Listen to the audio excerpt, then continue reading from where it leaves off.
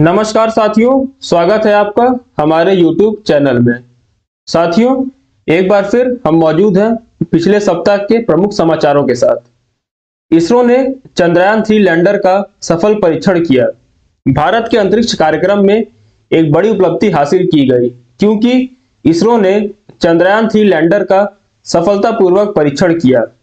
बेंगलुरु के UR Rao satellite centre में EMI/EMC test किया गया। इस परीक्षण लॉन्चर संगतता के माध्यम से सभी रेडियो आवृत्ति प्रणालियों के एंटीना ध्रुवीकरण, कक्षीय और संचालित वंश मिशन चरणों के लिए स्टैंड अलोन ऑटो संगतता परीक्षण और पोस्ट लैंडिंग मिशन चरण के लिए लैंडर रोवर संगतता परीक्षण की पुष्टि की गई। भारत उज्बेकिस्तान चौथे संयुक्त सैन्य अभ्यास डस्टलिक का आयोजन करेंगे। भारतीय सेना और उज्बेकिस्तान सेना द्विवार्षिक परीक्षण अभ्यास डस्टलिक के चौथे संस्करण में भाग लेने के लिए तैयार है। यह अभ्यास सोमवार के 5 मार्च 2023 तक पिथौरागढ़, उत्तराखंड में आयोजित किया जाएगा। 14वीं बटालियन गढ़वाल राइफल्स पश्चिमी कमान का हिस्सा भारत का प्रतिनिधित्व करेंगे, जबकि उज्बेकिस्तान सेना के उत्तर पश्चिमी सैन्य जिले के सैनिक उज्बेकिस्तान सेना का प्रतिनिधित्व करेंगे। इस अभ्यास का उद्देश्य संयुक्त राष्ट्र शासनादेश के तहत उप पारंपरिक परिदृश्य में बहुडोमेन संचालन करने के लिए सैन्य क्षमता को बढ़ावा देना है। वरुण तोमर ने ISSF कायरा विश्व कप में भारत को पहला पदक दिलाया। मातृभूमि के लिए अपार गौरव लाते हुए वरुण तोमर ने काहिरा में अंतर्राष्ट्रीय शूटिंग स्पोर्ट फेडरेशन विश्व कप राइफल पिस्टल में पुरुषों की 10 मीटर एयर पिस्टल प्रतियोगिता में भारत के लिए पहला पदक जीता। उन्होंने कांस्य पदक जीतने के लिए शूट ऑफ में हमवतन सर्वजोत सिंह को मात दी। वरुण और सर्वजोत ने क्रमशः 583 और 581 की योग्यता स्कोर के साथ फाइनल के लिए क्वालिफाई किया। उड़ीसा ने भारत का पहला कृषि चैटबॉट अमा कुशाई लॉन्च किया। कृषि क्षेत्र में AI प्रौद्योगिकी के उपयोग ने गति प्राप्त की क्योंकि कृषि क्षेत्र के लिए भारत का पहला AI चैटबॉट अमा कुशाल ओडिशा में कृषि ओडिशा 2023 के समापन सत्र में लॉन्च किया गया। इस चैटबॉट से किसानों की सहायता करने की उम्मीद है। रिपोर्ट के अनुसार 40 से अधिक वाणिज्यिक और सहकारी बैंकों से सर्वोत्तम कृषि पद्धतियां, सरकारी योजनाएं और ऋण उत्पाद मिलेंगे। पायलट प्रोजेक्ट में इसमें 10,000 से ज्यादा किसान शामिल होंगे। अगले 2 महीने में इसे पूरी तरह से क्रियान्वित कर दिया जाएगा। भारत का पहला हाइब्रिड रॉकेट तमिलनाडु के पाटिकुलम से लॉन्च किया गया। भारत का पहला हाइब्रिड साउंडिंग रॉकेट तमिलनाडु के पाटिकुलम गांव से लॉन्च किया गया। इस परियोजना में 5,000 छात्र शामिल थे। चयनित छात्रों द्वारा एक छात्र उपग्रह प्रक्षेपण वाहन और 150 PICO उपग्रह अनुसंधान प्रयोग क्यूब्स डिजाइन और निर्मित किए गए थे। मार्टिन फाउंडेशन ने doctor APJ Abdul Kalam international foundation और स्पेस जोन इंडिया के सहयोग से doctor APJ Abdul Kalam satellite launch vehicle mission 2023 launch किया। चयनित शीर्ष 100 छात्रों ने रॉकेट बनाया जिसे मौसम वायुमंडलीय परिस्थितियों में अनुसंधान के लिए तैनात किया जा सकता है। भारत ने ISSF विश्व कप में 2 स्वर्ण जीते। भारत ने सोमवार को काहिरा में ISSF विश्व कप में 10 मीटर एयर राइफल और पिस्टल मिश्रित टीम स्पर्धा में 2 स्वर्ण पदक जीते। नर्मदा नितिन राजू और रुद्राक्ष बाला साहेब पाटिल की जोड़ी ने हंगरी के इस्तवान पेनी और एजटर डेंस को 16-6 से हराकर भारत को पहला स्वर्ण पदक दिलाया। वरुण तोमर और रिदम सामवन की 10 मीटर एयर पिस्टल मिश्रित टीम ने देश के लिए स्वर्ण पदक जीते। गुजरात को भारत की पहली सेमीकंडक्टर सुविधा मिलेगी। भारत में सेमीकंडक्टर्स के उत्पादन को भारी बढ़ावा मिलता है क्योंकि वेदांता और electronics manufacturing firm Foxconn Ahmedabad में सेमीकंडक्टर और डिस्प्ले मैन्युफैक्चरिंग फैसिलिटी स्थापित करने की तैयारी कर रहे हैं। रिपोर्ट के अनुसार सेमीकंडक्टर्स के लिए यह भारत की पहली विनिर्माण सुविधा होगी। इस संयुक्त उद्यम इकाई ने अपने सेमीकंडक्टर और प्रदर्शन निर्माण सुविधा की स्थापना के लिए धोलेरा SIR को चुना है। इससे 1 लाख रोजगार के अवसर सृजित होंगे। सेमीकंडक्टर गुजरात नीति 2022 से 27 के तहत परियोजना को सब्सिडी और प्रोत्साहन मिलने की उम्मीद है। सभी सरकारी वाहनों को EVs से बदलने के लिए हिमाचल प्रदेश पहला राज्य बनेगा। इलेक्ट्रिक वाहनों की बढ़ती लोकप्रियता ने और ताकत बढ़ा दी है, क्योंकि हिमाचल प्रदेश के परिवहन विभाग ने पेट्रोल और डीजल वाहनों को इलेक्ट्रिक वाहनों से बदलने का फैसला किया है। इस कदम का उद्देश्य हरित गैर प्रदूषणकारी इलेक्ट्रिक वाहनों को बढ़ावा देना है। हिमाचल प्रदेश यह कार्रवाई करने वाला पहला भारतीय राज्य होगा। 1 साल के भीतर सभी सरकारी विभागों के पास इलेक्ट्रिक वाहन होने की उम्मीद है। हिमाचल पथ परिवहन निगम के पास भी कुल 300 इलेक्ट्रिक बसें होंगी। नागपुर को मिलेगा दुनिया का सबसे बड़ा और अनोखा दिव्यांग पार्क। अनुभूति समावेशी पार्क दिव्यांगों के कल्याण की दिशा में एक बड़ा कदम उठाया गया है, क्योंकि केंद्रीय मंत्री नितिन गडकरी ने महाराष्ट्र के नागपुर में दुनिया के सबसे बड़े और अनोखे दिव्यांग पार्क अनुभूति समावेशी पार्क की आधारशिला रखी। यह समावेशी समाज बनाने के प्रधानमंत्री नरेंद्र मोदी के विजन के अनुरूप है। इसमें सभी 21 प्रकार की विकलांगताओं के लिए अनुकूलित सुविधाएं होंगी। Park touch and smell garden, hydrotherapy unit, water therapy और मानसिक रूप से विकलांग बच्चों मां के लिए एक स्वतंत्र कक्ष जैसी सुविधाएं होंगी। हैदराबाद को मिला भारत का सबसे बड़ा musical floating fountain. Hyderabad metropolitan development authority ने NTR मार्ग के पास हुसैन सागर झील में भारत के सबसे बड़े म्यूजिकल फ्लोटिंग फाउंटेन का अनावरण किया है। फव्वारा 180 मीटर लंबा, 10 मीटर चौड़ा और लगभग 90 मीटर ऊंचा है। इसमें विभिन्न विषयों को प्रदर्शित करने के लिए लेजरों के 3 सेट हैं। धुंध परी धुंध संगीत के साथ बदलाव प्रभाव पैदा करने के लिए यह एक गतिशील प्रभाव पैदा करने के लिए 800 जेट उच्च शक्ति वाले नोजल और 880 पानी के नीचे LED रोशनी से लैस है। भारत और सिंगापुर ने UPI पेनायू लिंकेज लॉन्च किया। भारत के यूनिफाइड पेमेंट्स इंटरफेस और सिंगापुर के पे नाउ के बीच क्रॉस बॉर्डर लिंकेज लॉन्च किया गया है। यह 2 डिजिटल भुगतान प्रणालियों का एकीकरण है। यह दोनों देशों के नागरिकों के लिए मददगार है, क्योंकि यह त्वरित, सुरक्षित और सुविधाजनक सीमा पार प्रेषण को सक्षम करेगा। यह दोनों देशों के बीच व्यापार और प्रेषण प्रवाह को भी बढ़ावा देगा और प्रवासी श्रमिकों, पर्यटकों, छोटे व्यवसायों और उद्यमों के लिए फायदेमंद होगा। इस सुविधा के लॉन्च के साथ केवल UPI ID का उपयोग करके UPI के माध्यम से बैंक खातों या डिजिटल वॉलेट का उपयोग करके प्रेषण किया जा सकता है।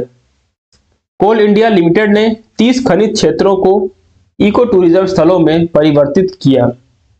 कोल इंडिया लिमिटेड के रूप में इको टूरिज्म में एक महत्वपूर्ण उपलब्धि ने 30 परित्यक्त खनन क्षेत्रों को इको पार्क और इको टूरिज्म गंतव्यों में बदल दिया है।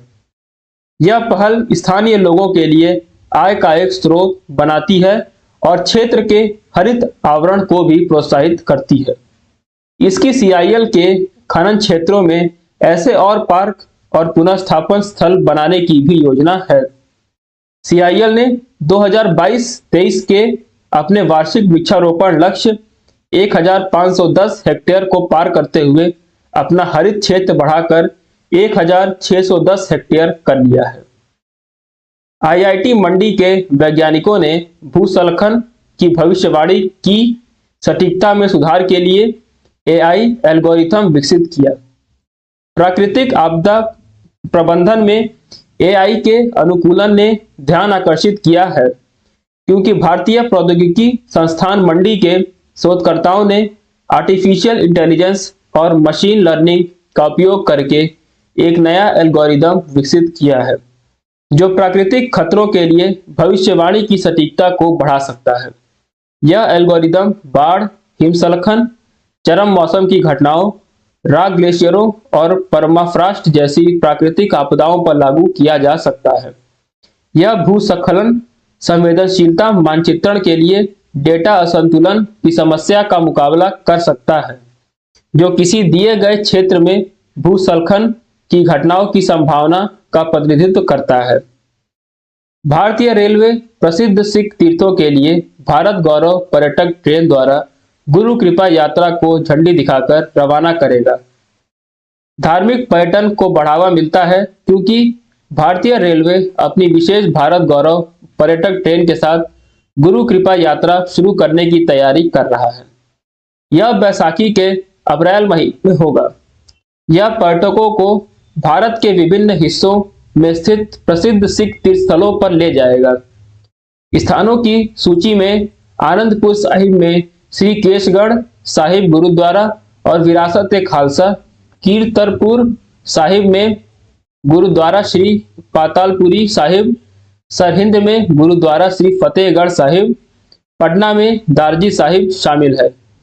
ऐश्वर्या प्रताप सिंह तोमर ने ISSF विश्व कप 2023 काहिरा में 50 मीटर राइफल 3P स्वर्ण पदक जीता।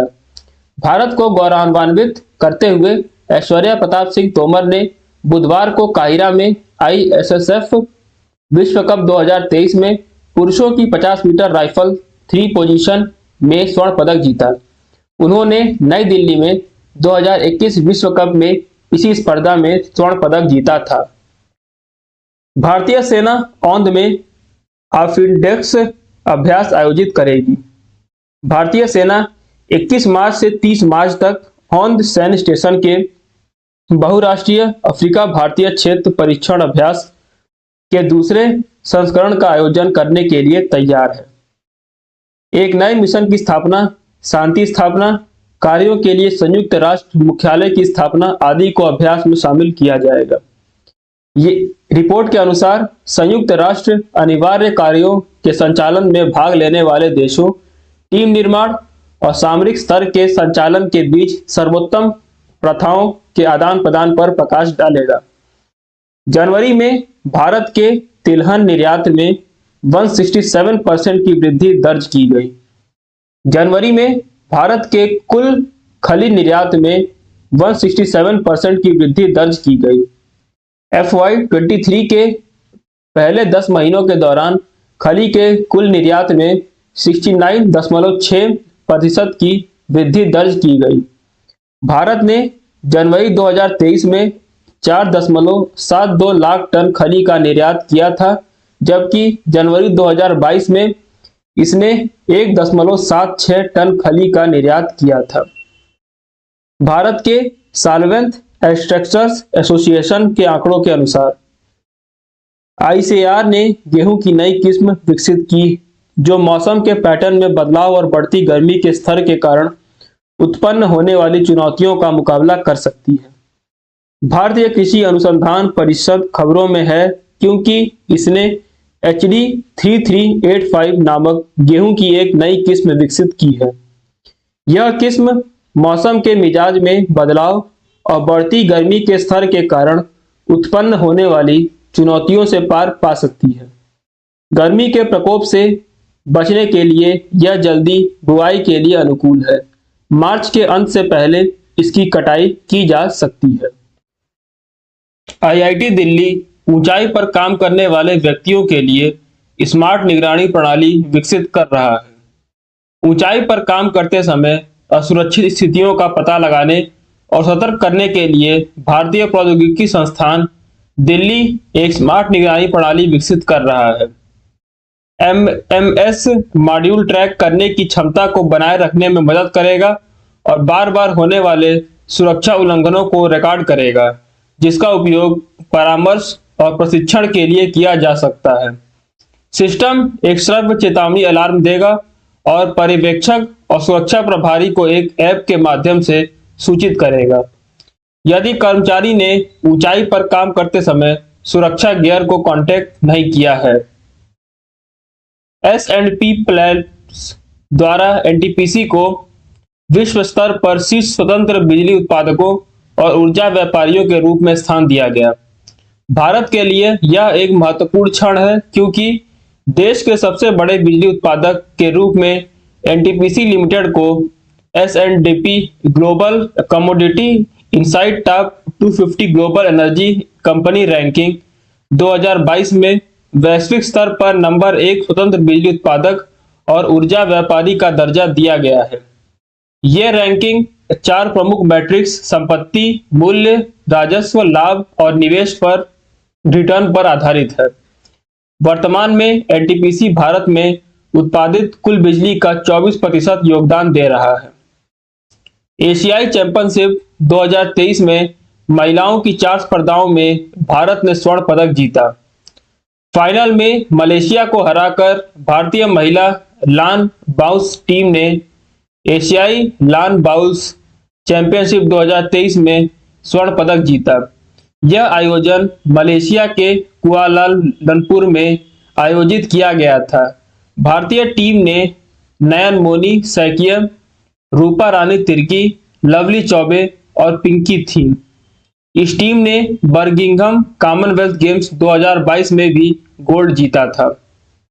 हल्द्वानी को मिलेगा भारत का पहला एस्ट्रो पार्क।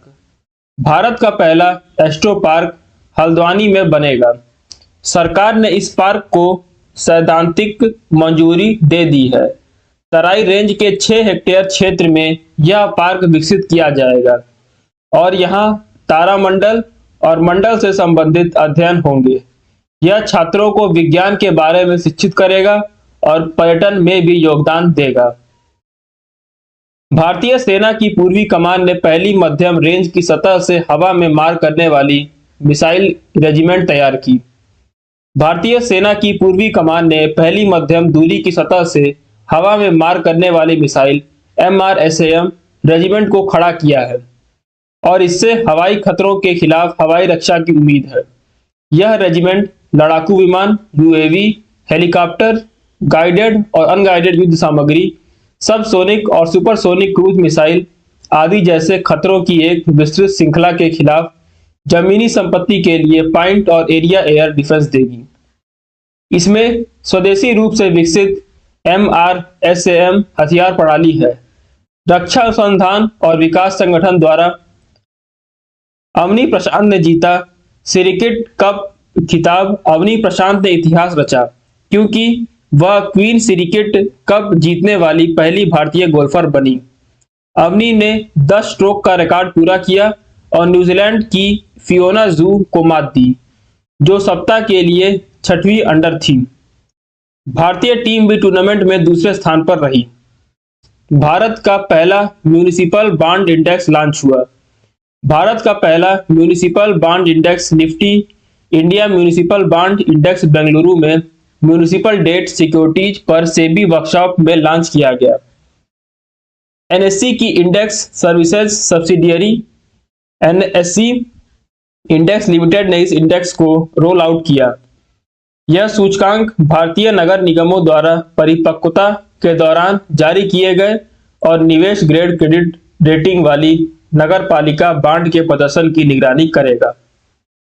केरल मैनहोल साफ करने के लिए रोबोटिक मैला ढोने वालों का उपयोग करने वाला पहला देश बना। केरल अपने सभी कमीशन किए गए मैनहोलों को साफ करने के लिए रोबोटिक तकनीक को तैनात करने वाला पहला राज्य बन गया है। त्रिशूर जिले में गुरुवायूर सीवरेज परियोजना के तहत रोबोटिक मेहतर बैंडिकूट को लॉन्च किया गया। यह एक आदमी के अंगों के समान रोबोटिक हाथों से लैस है। यह वाटरप्रूफ है और इसमें HD विजन कैमरा और सेंसर है जो मैनहोल के अंदर हानिकारक गैसों का पता लगा सकते हैं। केरल स्थित जैन रोबोटिक्स ने बैंडिकूट विकसित किया है। भारतीय रेलवे अंबेडकर यात्रा टूर पैकेज शुरू करेगा। Indian railway catering and tourism corporation देखो अपना देश पहल के तहत बाबा साहेब अंबेडकर यात्रा टूर पैकेज को हरी झंडी दिखाने जा रहा है। इससे लोगों को डॉक्टर अंबेडकर के जीवन से जुड़ी महत्वपूर्ण स्थलों को देखने का मौका मिलेगा। 7 रात और 8 दिन के इस टूर की शुरुआत अप्रैल में दिल्ली से होगी। इसमें बाबा साहब की जन्मस्थली, मध्य प्रदेश में डॉक्टर अंबेडकर नगर जैसे स्थानों को शामिल किया जाएगा। दीक्षा भूमि, नवयान बौद्ध धर्म का एक पवित्र स्मारक, सांची, गया, वाराणसी भी शामिल रहेगा। मिसाइल सह गोला बारूद बजरा लॉन्च किया गया। स्वदेशी निर्माताओं से प्राप्त सभी प्रमुख और सहायक उपकरणों प्रणालियों से लैस मिसाइल सह गोला बारूद बजरा के रूप में मेक इन इंडिया को एक बड़ा धक्का मैसर सेकॉन विशाखापट्टनम के लॉन्च स्थल गुटेन देवी में लॉन्च किया गया। इसमें 30 साल का सेवा जीवन है। MCA बारजों की उपलब्धता से IAN जहाजों को घाटों के साथ साथ बाहरी बंदरगाहों पर परिवहन, चढ़ाई और लेखों गोला बारूद को उतारने की सुविधा द्वारा भारतीय नौसेना की परिचालन प्रतिबद्धताओं को बढ़ावा मिलेगा। अगर आपको आज की वीडियो में दी गई जानकारी अच्छी लगी तो वीडियो को लाइक करें, अपने दोस्तों के साथ शेयर करें और चैनल को सब्सक्राइब करें। धन्यवाद।